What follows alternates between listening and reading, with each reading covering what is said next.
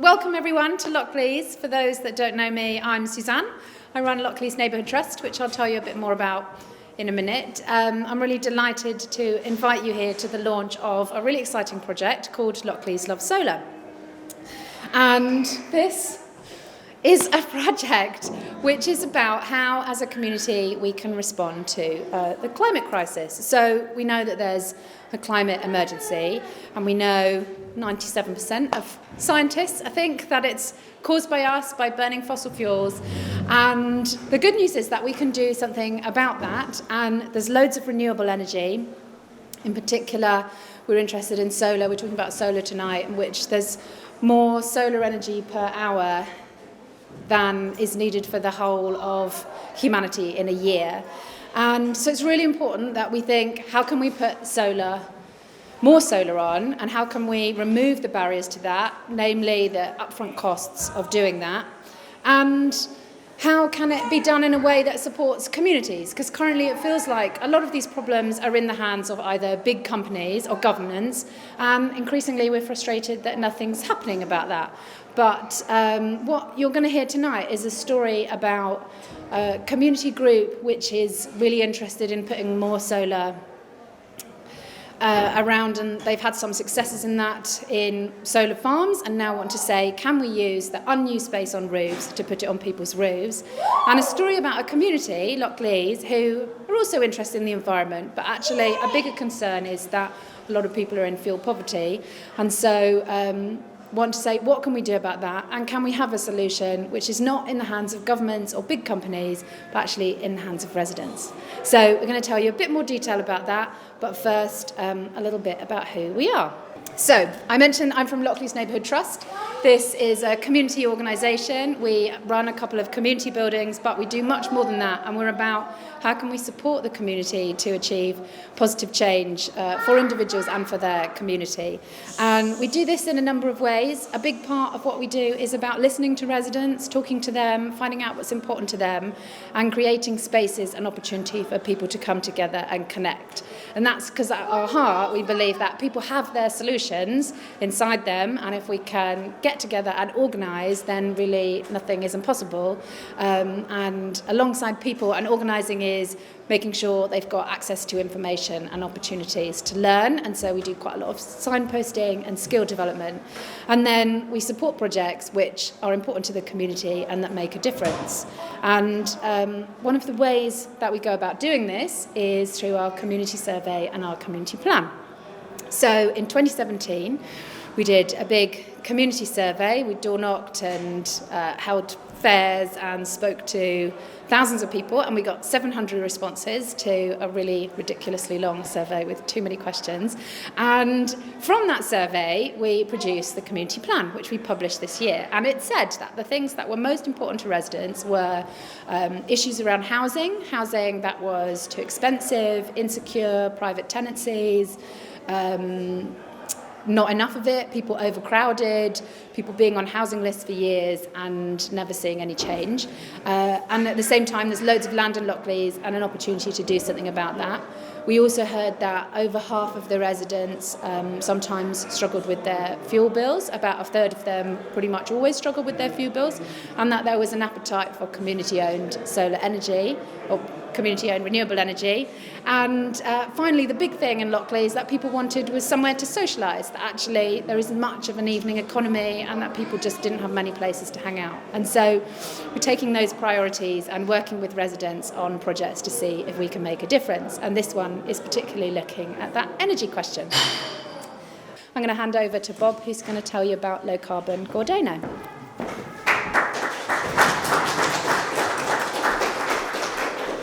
Great to see so many of you. Thank you very much, Suzanne. I was one of a group of people who set up Low Carbon Gordano back in 2011. And we did it really for two main reasons. One was a belief that we had to start acting about climate change, that it was really important to start getting the nation's carbon emissions down.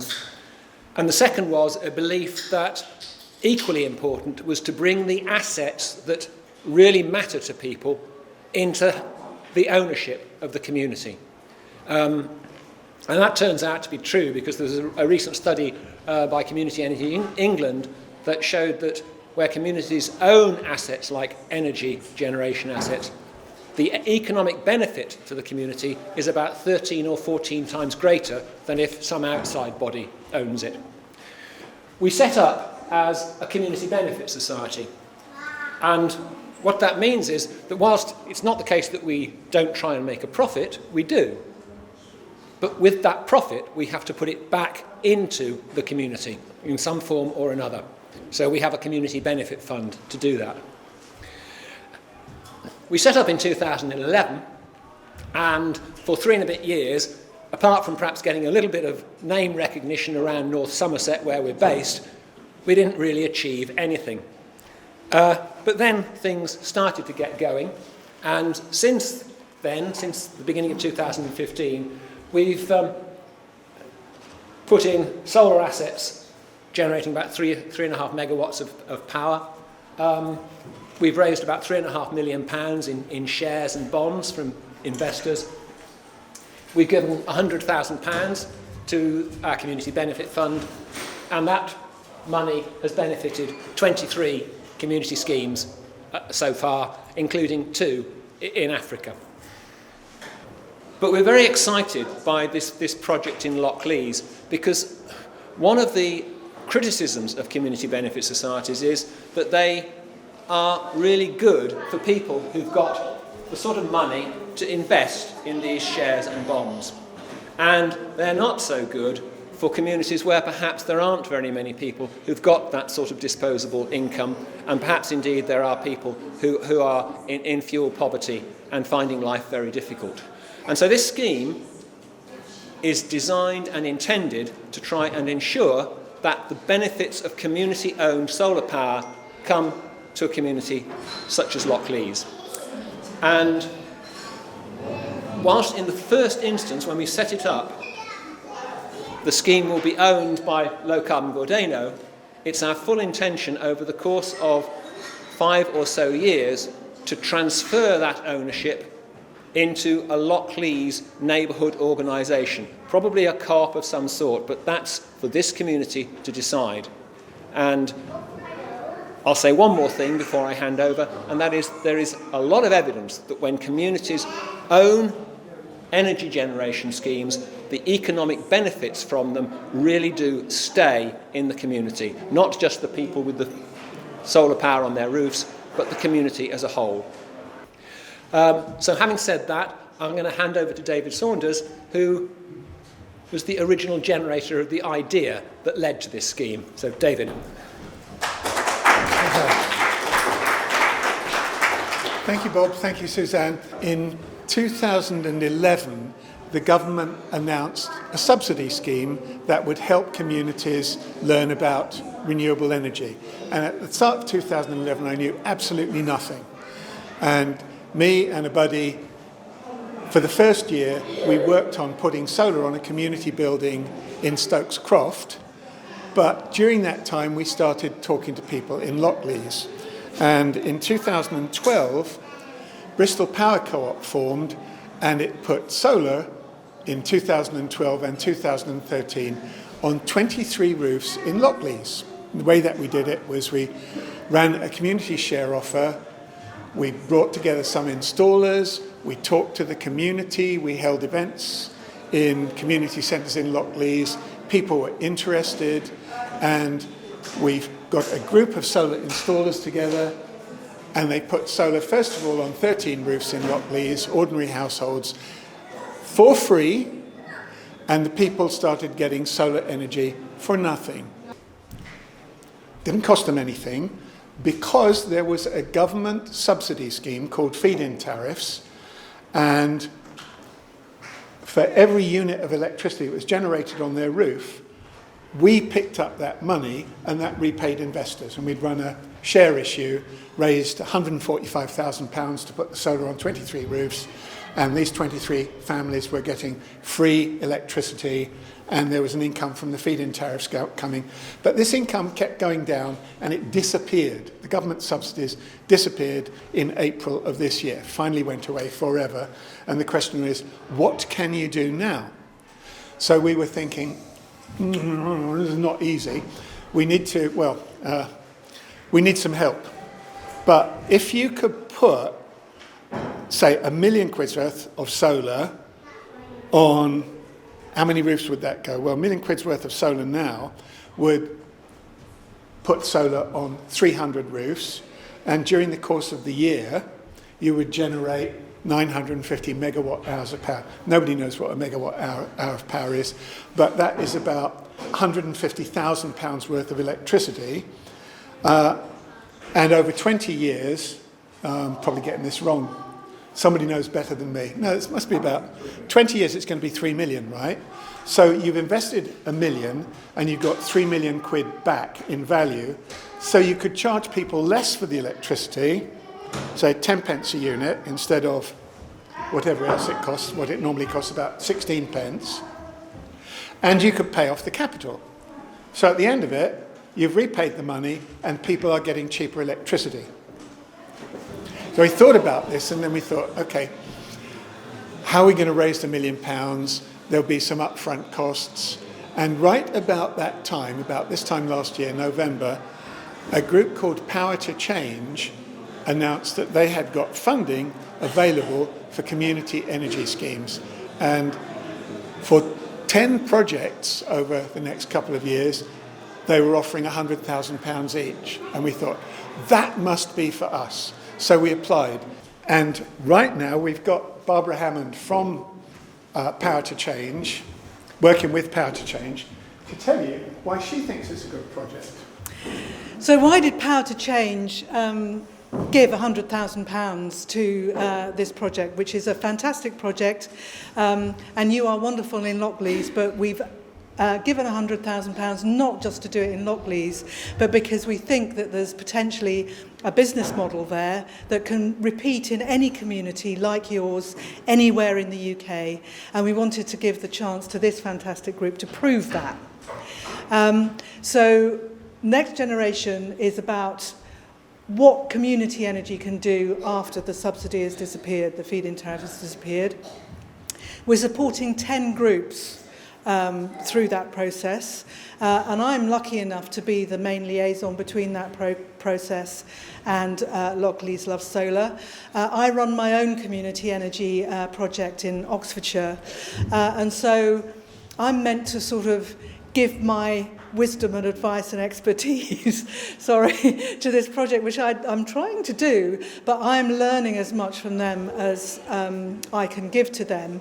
And I think that of the 10 projects, this is the one I think can happen. The first pilot is going to be quite tight because of where we are with the solar prices after the feed-in tariff. But with the way that the energy transition is starting to ramp up in the UK, I think that this could go absolutely mega across all communities right across the UK. And I'm really gunning for you guys. You've got to do it for the rest of us. Brilliant. Thank you, Barbara. So just to sort of, great. So to sort of talk it through in pictures, and Barbara has to get off. So imagine this. This is a very oversimplified diagram of the energy industry, right? You've got people who use it, you've got people who generate it, and you've got people who manage the wires and charge you for the electricity and all that, energy companies. And we've all noticed energy bills just going up and up and up, and energy users being ripped off, basically. And so what we were thinking was, well, what if we can find within the community these resources, right? So we have community users in Lockleaze Neighbourhood Trust. We've got community generators with low carbon Gordano. And the question was, can we bring that together? And the cement that would make this work, the glue, is working with an energy company because we want to put generating on your roof and figure out how. Hopefully this is going to I shouldn't wave this around so much, right? We want to put the generation and the management in the heart of the community, not separate. So it's owned, and Bristol Energy Company are then operating as a facilitator for the community. And the way it works is people will get smart meters with solar on their roofs and end up with cheaper energy bills. Kind of as simple as that. So what does the energy bill look like? This is again, rather oversimplified, British Standard energy bill monthly. On an average month, you have a standing charge for your electricity and your gas, which is pretty much the same month to month. Your electricity use actually varies during the year. So this is average electricity use. You use more in the winter. You don't use any gas during the summer apart from, well, your boiler, hot water, but most of your gas is used in the winter. So it's a little bit of an unfair representation, but the average energy bill is about £100 a month. When we have solar energy, we're going to add a couple of lines into your energy bill, and it'll look a bit like this. Your total electricity would stay the same. You're going to use less electricity coming from the mains, and some of your electricity is going to come from your solar roof. You're not going to use it all, unfortunately. The sun shines more in the summer and less in the winter, and often people are out working during the day. So our experience has been that actually, initially, on average, people only use about 20% of the electricity from their roof. But over a year, your roof is generating as much electricity as you use. So if we start getting smarter and smarter over time, you'll be able to use more and more of the electricity. So it's a very small saving, but it is a saving. Your energy bill is going down, and if we could get up to using 50% of your solar generation, then you're saving about 10% of your energy bill, and so on over time. But this is just the start. So how's the project going to run? So this is a little bar chart of how we had planned to put the project together with sponsors, Power to Change. And we've just completed the first 3 months setup. We've recruited installers, we've recruited a legal team, and we've started working with Bristol Energy Company. And the idea is now that we start to engage with the community, we're going to raise money, we're going to actually recruit people who genuinely want the solar in the roof once we've finished talking to you all. And then at some point, having raised the money, we install and we operate and replicate the project, which is what Barbara was talking about. This was the original plan. There's gaps in it because we didn't know how long it was going to take to figure this out, to recruit our partners and work with the energy company. It's gone a little bit smoother than that. And so watch this nice animation. We think that we can speed the whole thing up a little bit so that we will be hopefully installing solar panels by the autumn at the latest next year, if things carry on as well as they have been carrying on so far, which is quite exciting. And just to sort of sum up in another way, we've brought together a developer, we've got a community group, we've got an energy company, and this could be any developer, any community group, any energy company, solar installers, idea, a group who are going to administer the scheme. So your community don't have to learn how to do this. The community can own the asset, and Bright Renewables, thank you. Bright Renewables will run the scheme for the community. And finally, we've got a legal team with Foot Anstey. All of that put together becomes Lockleaze Loves Solar. Super summary, what does this mean in 3 phrases? First of all, it's going to lower your fuel bills. Secondly, it's going to create jobs in the community. At which point I said, I'm blanking. Can somebody help me? So I said, it's good for the environment. Oh, right, yeah, thank you, I'd forgotten. But to come back to that, you've seen the initial savings aren't great, but we're starting to own an asset. Even the money that you're paying for that electricity is going to come back into the community, and eventually the community is going to own the asset. And all along, we've replaced fossil fuel generation with solar generation. So we're tackling climate change without it really being a big struggle. We've figured out how we can put solar on everybody's roofs at no expense, at not great inconvenience, you start to get cheaper energy. It starts to pull the community together in a very sweet way. This project won't happen unless lots of people get behind it and say what a good story it is and help to make it happen and help to tell that story. I think once we sign up our first 50 customers, we'll be rolling. But a few people have to take the leap and say, yeah, I'm putting my hand up, I'm going to have it on my roof and have a go. And so we really need all of you to be champions of the project, to be saying what a great idea it is, to be saying you're interested in getting involved in our steering group and telling us, you know, what messages you like, what things you work, whether you're concerned about things. And some of you hopefully will have solar on your roofs. We've got a survey, which if you haven't filled one in already, my beautiful assistant Maria can give you one of our surveys to fill in so we can catch your details and find out your interest in the project. And yeah, do tweet us, Lockleaze Solar, and we're on Facebook, and help spread the word. Thanks very much.